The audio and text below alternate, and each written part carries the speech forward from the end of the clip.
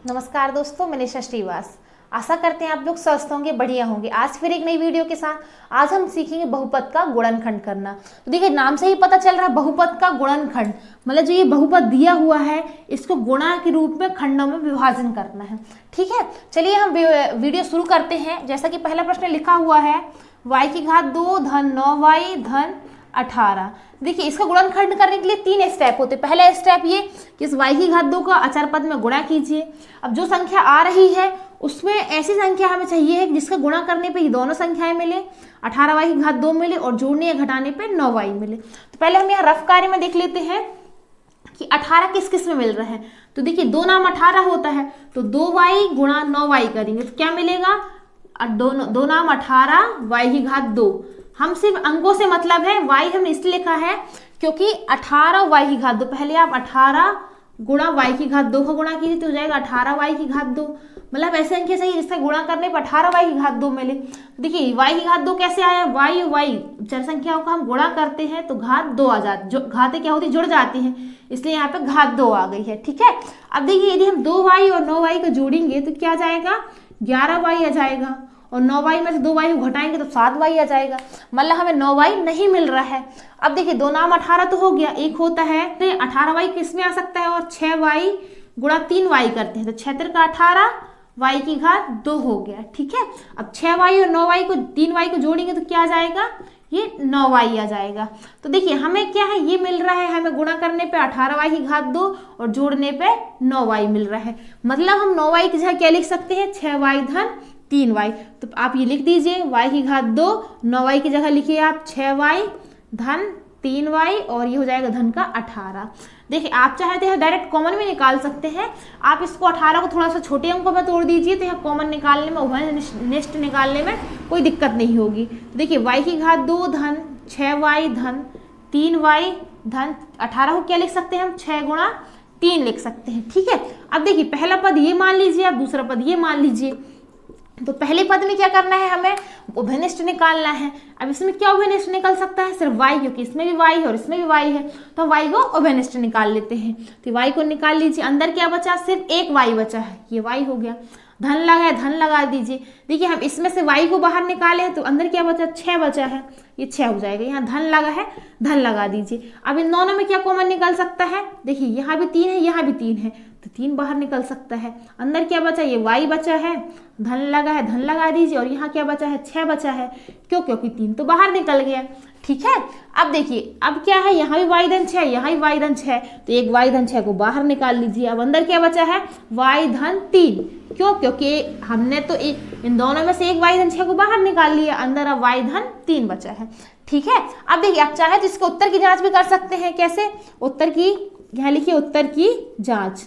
यदि हम इन दोनों का गुणा करेंगे, किस किस का, ये y धन 6 और y धन 3, ये जो गुणनखंड निकले हैं, यदि हम इनका गुणा करेंगे, ठीक है, तो हमें यही बहुपद मिल जाता है। यदि तो मतलब हमने जो गुणनखंड निकाले हैं वो सही है। चलिए गुणा कर लेते हैं, उत्तर की जांच करके देखते हैं। देखिए, y का गुणा इस पूरे में होगा तो आप पहले यहाँ y और y धन 3 लिख दीजिए। अब देखिए, धन 6 लिखा है तो धन का 6, अब इसका गुणा भी इस पूरे में होगा तो पहले आप इन लोगों को जमा लीजिए। ठीक है, हमने जमा लिया, इस y का गुणा इस पूरे में भी कर दिया, इस 6 का गुणा इस पूरे में भी कर दिया। अब देखिए, y का गुणा हो तो y की घात 2 हो जाएगा। क्यों, क्योंकि गुणा करने पे चर की घातें हमेशा जुड़ती हैं।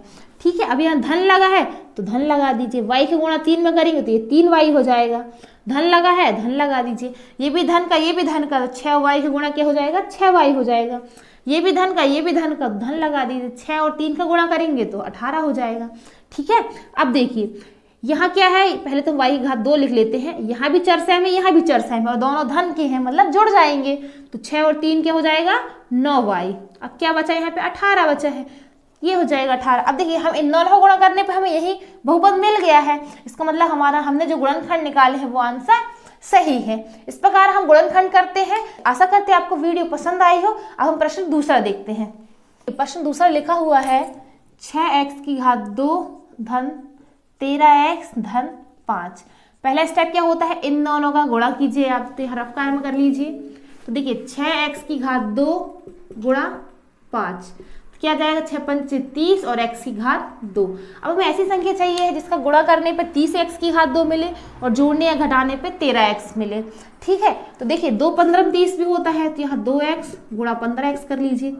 मतलब हमें अंकों से मतलब है, x तो हमने इसलिए लगाया क्योंकि हमें x की घात 2 भी चाहिए है।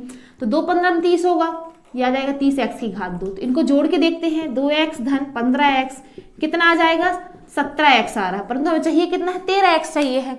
अब इसमें घटा के भी देख लीजिए, 15x ऋण 2x करेंगे तो कितना हो जाएगा, 15 में से जो 2 जाएंगे तो 13x बचेगा।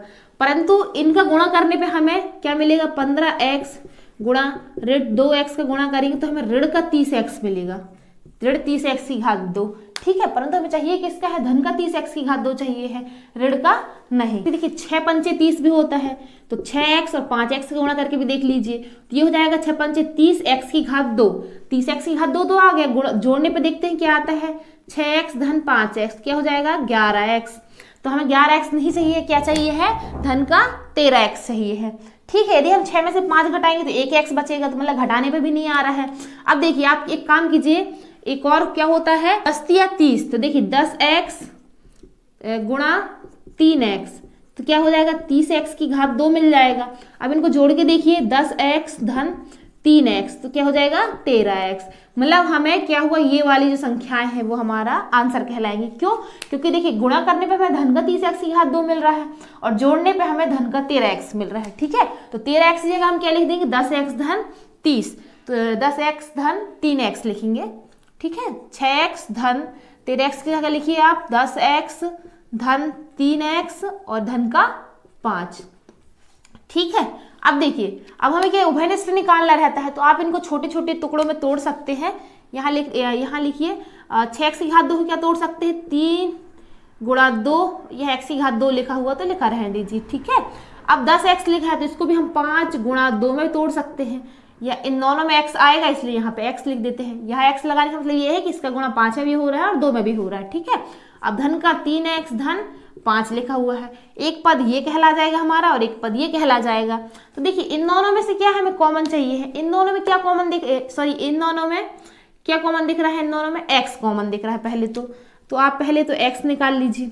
ठीक है, अब संख्याएं क्या दिख रही है, अचर पद क्या दिख रही है, इसमें भी 2 है इसमें भी 2 है, तो आप 2 को बाहर निकाल लीजिए। अब अंदर क्या बचा है, यहाँ से 3 बचा और 1x बचा, क्योंकि 1x तो अपन ने बाहर निकाल लिया, तो यहाँ 3x बचा, धन लगाया, धन लगा दीजिए। अब देखिए इस यहाँ से भी हमने 2 निकाला और x निकाला है, क्या बचा है धन का 5, तो यहाँ धन का 5 लिख दीजिए। अब देखिए जो यहाँ आएगा वो यहाँ आएगा, ये पक्का है, आँख बंद करके आप यहाँ लिख सकते हैं इसको 3x धन 5, ये आँख बंद करके लिख सकते हैं। परंतु यदि मान लीजिए यहाँ 3x धन 5 सेम संख्या नहीं आती तो हमें कुछ ना कुछ उभयनिष्ठ निकालना पड़ता।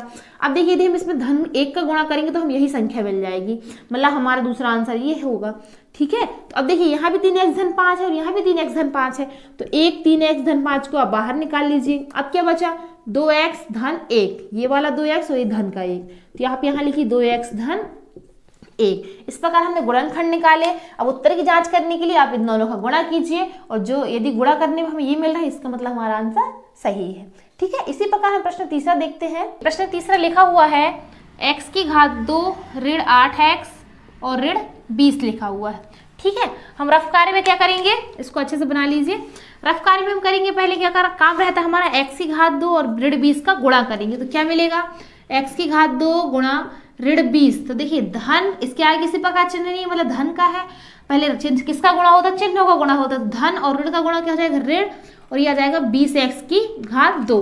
अब हमें ऐसी संख्या चाहिए जिसका गुणा करने पे हमें ऋण 20x की घात 2 मिले और जोड़ने या घटाने पे हमें ऋण 8x मिले। ठीक है, तो देखिए सबसे पहले हम किसका गुणा करेंगे, 4 पंचे 20 होता है। ठीक है, तो ये हो जाएगा 4x गुणा 5x, तो क्या मिलेगा 4 पंचे 20x की घात 2 मिल जाएगी।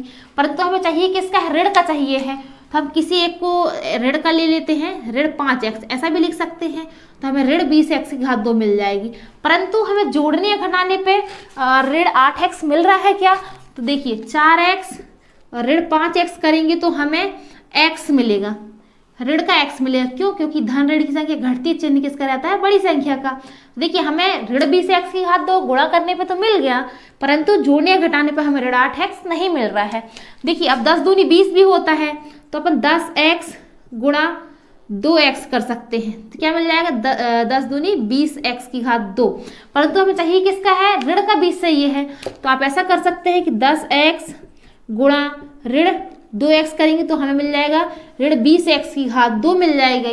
ठीक है, परंतु क्या जोड़ने या घटाने पे हमें ऋण का 8x मिल रहा है, तो देखिए 10x में से हम 2x को घटाते हैं तो क्या मिल जाएगा 8x मिलेगा। परंतु किसका मिल रहा है, धन का 8x मिल रहा है, हमें चाहिए किसका है, ऋण का 8x चाहिए है। तो आप ऋण किस में लगाएंगे, 10 में लगाएंगे। ये ऋण का 10x लिखिए और धन का 2x लिखिए, तो क्या हो जाएगा, ऋण और धन की संख्या घटती है, चिन्ह किसका रहता है, बड़ी संख्या का, तो बड़ी संख्या का चिन्ह किसका है, यहाँ पे ऋण का है, तो 10x में से 2x जाएगा, परंतु चिन्ह किसका रहेगा, ऋण का रहेगा, तो ये आ जाएगा ऋण 8x। तो देखिए हमें गुणा करने पे, इन दोनों को गुणा करने पे, परंतु चिन्ह किसका लगाएंगे हम यहाँ पे हमारा जोड़ने पर कितना मिल रहा है, ऋण का 10x और धन का 2x, इनको जोड़ने पे हम ऋण का 8x मिल रहा है। तो गुणा में भी हम 10x में ऋण लगाएंगे और 2x में धन लगाएंगे, तो इनका गुणा करने पे हमें ऋण 20x मिलेगा और जोड़ने या घटाने पे हमें ऋण 8x मिल रहा है। मतलब हमारा आंसर क्या आया है, x की घात 2 ऋण 10x धन 2x और ऋण का 20, ये हमारा आंसर आया है।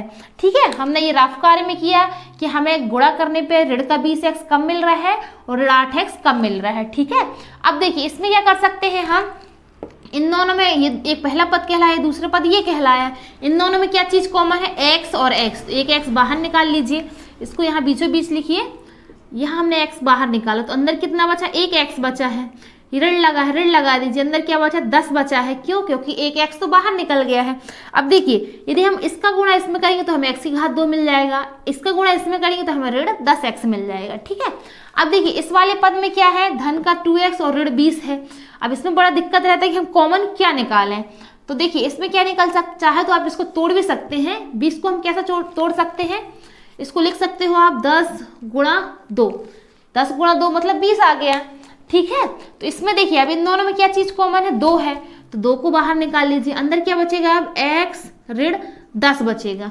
ठीक है, अब इसका 2 को गुणा x में करेंगे तो 2x मिल जाएगा और इस वाले 2 को गुणा ऋण 10 में करेंगे तो ऋण 10 गुणा 2 मिल जाएगा, वही संख्या मिल गई हमें।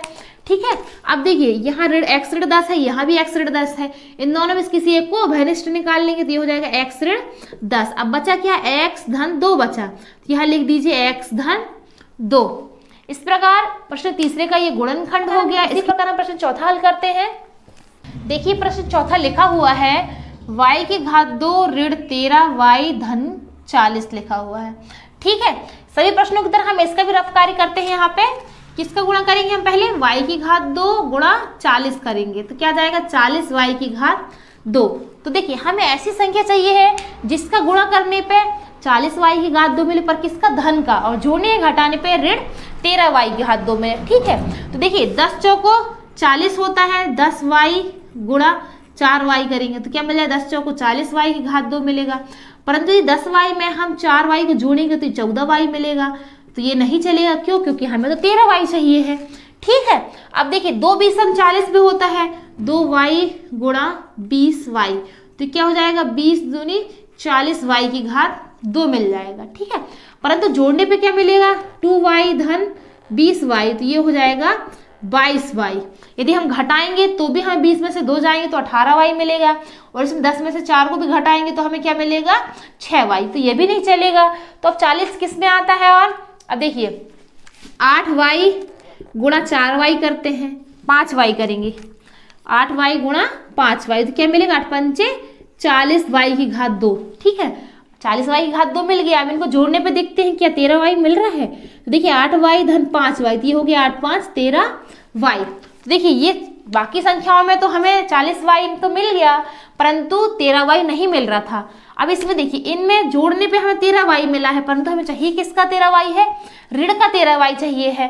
ठीक है, तो आप इसको एक काम कीजिए, ऋण 8y गुणा ऋण का 5y, इन दोनों का गुणा करेंगे तो क्या मिलेगा हमें, तो भी हमें धन का 40y की घात 2 मिलेगा। क्यों, क्योंकि ऋण का गुणा धन होता है, और 8 और 5 का गुणा करेंगे तो 40y की घात 2 मिलेगा। ठीक है, अब देखिए इनको जोड़ने पे क्या हमें 13y मिल रहा है, परंतु किसका, ऋण का। तो देखिए ये दोनों ऋण की है, तो ऋण की संख्या में से जुड़ती है, चिन्ह किसका रहता है, ऋण का रहता है, तो ये आ गया ऋण 13y। तो देखिए हमें गुणा करने पे धन का 40y की घात 2 मिल गया, किसका गुणा करने पर ऋण 8y और ऋण 5y। अब इनको हम जोड़ेंगे तो हमें ऋण का 13y मिल रहा है, मतलब हमें चाहिए क्या था, धन का 40y और जोड़ने या घटाने पे ऋण का 13y, तो हमें इससे मिल गया, तो ये हमारा आंसर होगा। तो यहाँ लिखिए आप y की घात 2 ऋण 8y ऋण 5y और धन का 40। ठीक है, अब इन दोनों में चीज क्या कॉमन निकल रही है, इस दोनों में और इन दोनों में क्या y सेम है, तो एक y निकाल लीजिए बाहर। यहाँ पे एक y बचा तो इसको यहाँ लिख दीजिए, ऋण लगा है ऋण लगा दीजिए। अब यहाँ एक y तो निकल गया बाहर, अंदर क्या बचा 8 बचा है, तो इस 8 को लिख दीजिए। ठीक है, अब यहाँ ऋण लगा है तो यहाँ ऋण लगा दीजिए। अब इसमें भी कॉमन निकालने में दिक्कत होगी, कॉमन क्या निकाले, तो देखिए 40 को हम कैसा तोड़ सकते हैं, 8 गुणा 5 ऐसा कर सकते हैं। ठीक है, अब इन दोनों में देखिए क्या चीज कॉमन है, 5 कॉमन है, तो 5 को बाहर निकाल लिए तो अंदर क्या बचा, ये y बचा है। ठीक है, अब यहाँ धन लगा है तो हम यहाँ धन नहीं लगाएंगे, क्यों, क्योंकि इस ऋण का गुणा भी इसमें होता है, तो यहाँ ऋण बचेगा, तो ऋण 5y का गुणा करेंगे तो यहाँ क्या मिलेगा, ऋण का 5y मिलेगा। अब ऋण और ऋण का गुणा करेंगे तो ये धन हो जाएगा। अंदर क्या बचा, 8 बचा है, तो 8 लिख दीजिए। अब देखिए ये पूरे का गुणा यदि हम इस y का गुणा इसमें करेंगे तो y की घात 2 मिलेगा, इस y का गुणा ऋण 8 में करेंगे तो ऋण 8y मिलेगा, इस वाले ऋण 5 का गुणा y में करेंगे तो ऋण 5y मिलेगा, इस वाले ऋण 5 का गुणा ऋण 8 में करेंगे तो ऋण ऋण धन हो जाएगा और 8 गुणा 5 हो जाएगा। ठीक है, हम एज इट इज वही संख्या मिल गई।